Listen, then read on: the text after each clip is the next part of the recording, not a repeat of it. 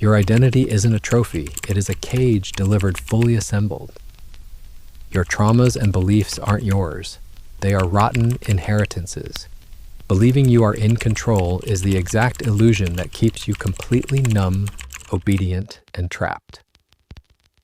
You didn't choose the language that lives in your skull.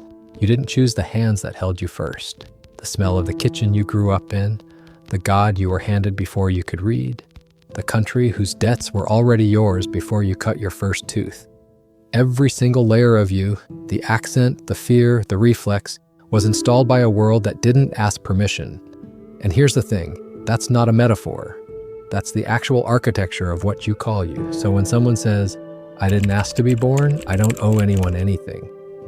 Yeah, I get it, feels airtight.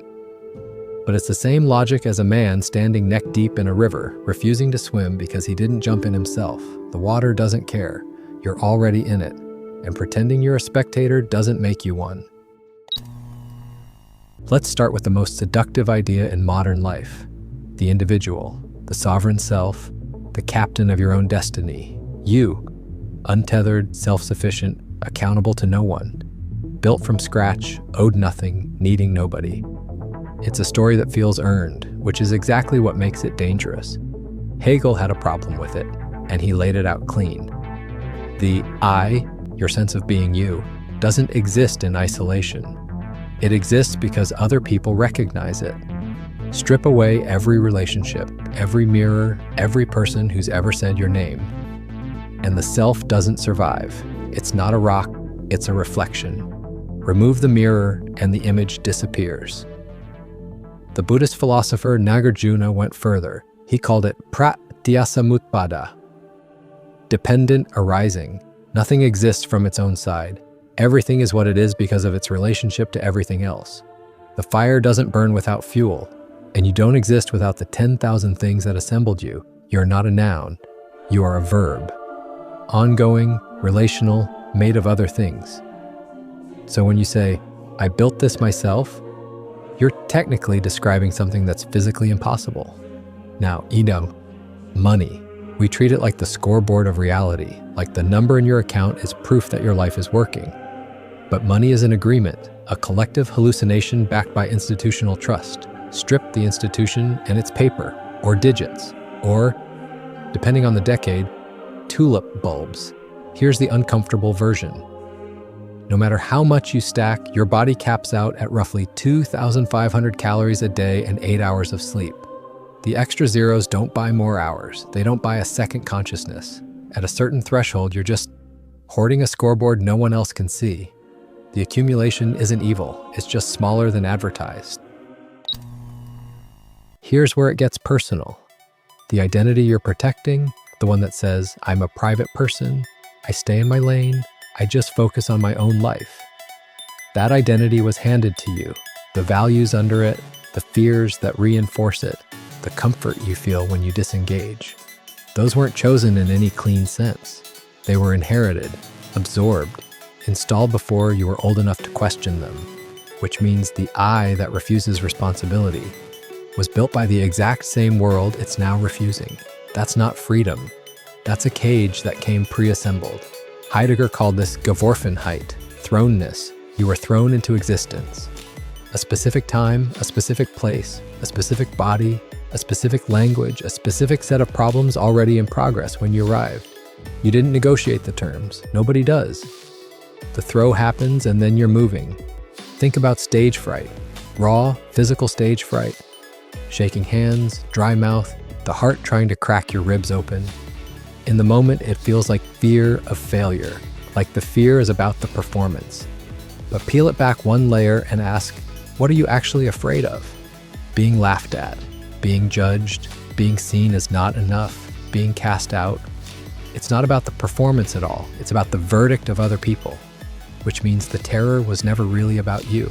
It was always about them, other people, people you didn't choose in a world you didn't design, are already running background processes inside your head, shaping what you fear, shaping what you dare to want, shaping what you decide is even worth trying. And if other people are already that deep inside your nervous system, the idea that you exist as some sealed-off unit untouched and unobligated, that's not independence. That's a story you tell yourself so you don't have to feel the weight of what connects you. Here's the brutal part. You can't go back to before the throw. The past flows in one direction. Resenting the landing doesn't slow it down. It just burns the time you've got. Every culture has a version of this move. Blame the first person. Adam ate the apple, not me. My parents wrecked me, not my patterns. Society is broken, not my choices. The economy is rigged, not my strategy. Someone upstream made the mess, and I'm just living downstream in it, cleaning my hands of something I never touched. It's a satisfying story. It's also a trap with no exit. Here's the physics problem: displacement. When you walk into a pool, the water moves. It doesn't ask if you meant to step in. It doesn't care if someone pushed you. Your body is in that pool, and the water has already shifted to accommodate you. Refusing to swim doesn't undo the displacement. You've already changed things just by being there. The question is never whether you affect the water, it's what kind of wake you leave. The philosopher Alasdair MacIntyre put it plainly: we inherit not just biology, but moral tradition. The stories, the debts, the unfinished business of the people who came before us. In his words, I am born with a past, and to cut myself off from that past is to deform my present relationships. It's not poetic, it's structural. The inheritance is load-bearing. Look at your own family. Your parents gave you gifts they meant to give, and wounds they had no idea they were passing on. And their parents did the same, and theirs before them. The cycle doesn't break itself. The trauma doesn't stop at you automatically. Someone has to see it clearly without flinching and choose differently. That's not a burden. That's the job. And refusing the job because you didn't design the cycle, that's not innocence. That's just the cycle running through you on autopilot. Here's the thing about living in a culture built around outcomes. We've trained ourselves to only do things we can see the end of. Only start what you can finish. Only give what'll come back. Only plant what you'll live to harvest. If there's no return, no credit, no visible result, why bother? What's the point of effort that dissolves before it lands? This logic feels rational. It's actually a very sophisticated form of cowardice. Marcus Aurelius ran the most powerful empire on earth while watching it slowly come apart. Plagues, border wars, political rot. He kept a private journal through all of it. Not for posterity, for himself. In those pages he wrote, "Waste no more time arguing about what a good man should be. Be one." He didn't write it to be remembered. He wrote it because the obligation didn't require an audience. That's the whole thing. The medieval stonemasons who built the great cathedrals of Europe worked for decades on structures they'd never see completed. Their grandchildren might see the spire go up. They cut the stone anyway, not because they'd get credit, because the cathedral needed cutting and they were the ones holding the chisel. You will not finish what you start. You will not see the end of the story you're in. The work will be incomplete. Permanently. That's not a flaw in the system, that's the system. The incompleteness is not a sign that you're doing it wrong, it's a sign that it matters beyond you. You were thrown into a world mid-story. You inherited debts you didn't sign for, languages you didn't choose, infrastructure built by people who never knew your name, wounds passed down through generations like bad furniture nobody wanted but nobody threw out. And you cannot opt out of that inheritance by pretending you're not holding it. The weight is already in your hands.